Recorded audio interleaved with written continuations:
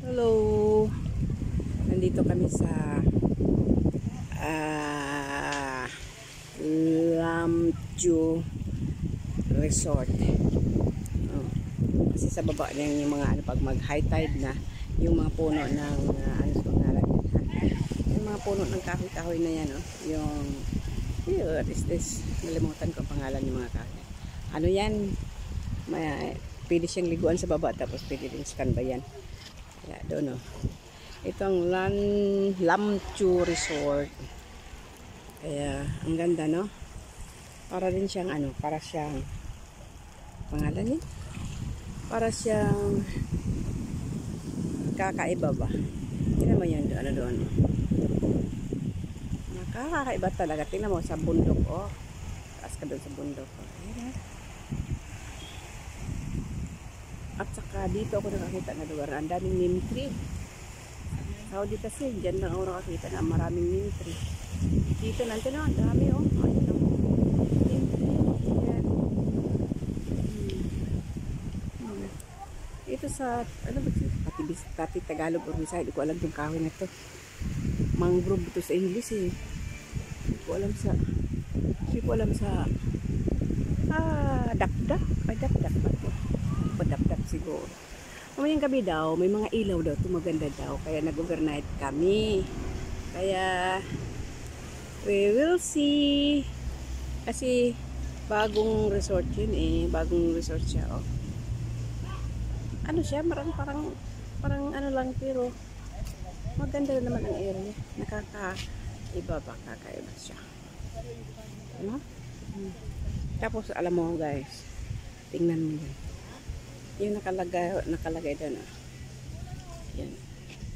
Di ba na kuan dito, Yan, Doon banda din ito. Yan. Yang puti ang bubong. Ano yan siya? Parang kuweba. Lusot yan sa doon sa ilalim na. Kasi taas kunti dyan. Ano na yan, highway. Ano doon, tingnan mo siya doon. Butas yan hanggang doon sa tabing tawid sa pasada. Pero sabi nila ano daw yan, Imbornal Rewan. Pero yun naman, pinagpupunta-puntahan man nila yan doon. Parang kuweba, diba?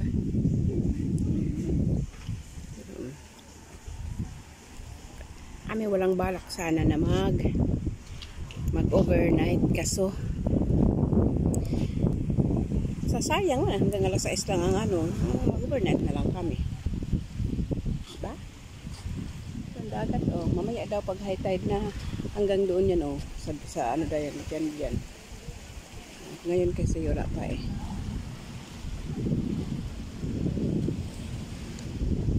Alam mo hanggang na dito mamaya pagka, upo ka dito. Ano man to siya, parang siyang ngayon, parang bridge na inano sa kahoy. Ang ibabaw sa kahoy ito, tingnan mo yung dagat nasa baba. Diba? Dagat yun, Ito, parang nasa puno ng kahoy ito. Ayun, bridge doon sa ano na nirentahan namin. Yun sila, ang dami nila. Kasi marami kami, isang van kami. Overnight kami dito. So, ito, tingnan mo yung puno ng kahoy na ginawa nilang diba, ilalim ng ito, yan. Kaya ang ganda. Nandito kami para kaming nakaangat sa, kasi nandito kami sa puno ng mangrove. Ano ba pangalan to? Dap-dap ba? Dap-dap pa to? Dap-dap pa to,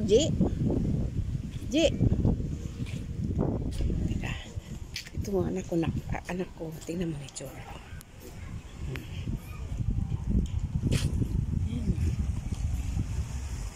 Kasi presko dito natulog ka dito, tingnan mo.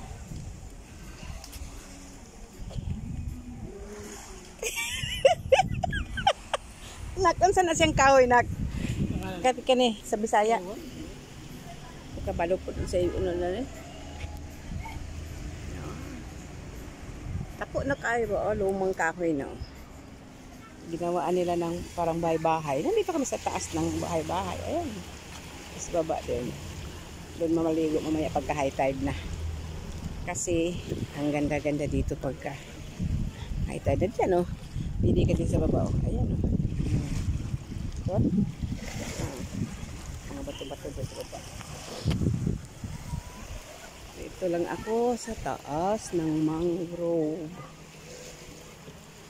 Ayun yung mga bangka din, oh.